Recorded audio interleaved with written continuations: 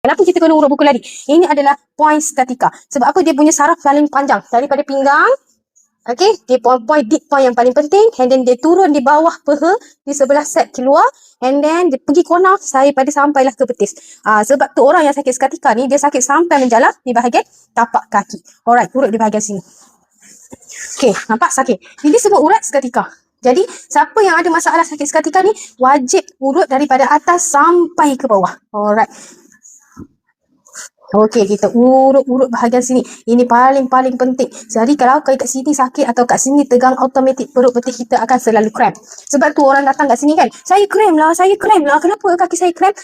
Berpuncanya daripada sakit sciatica dan boleh cramp lah di bahagian perut betih. Perut betih ni kalau dia cramp, dia boleh jadi sakit lutut, dia boleh jadi sakit sciatica. Jadi wajib kita urut perut betih ni penting. Okey, sebab tu pentingnya urutan respirasi, sebab urutan respirasi akan urut di bahagian point-point sciatica, point-point lutut dan point banyak-banyak point lagi.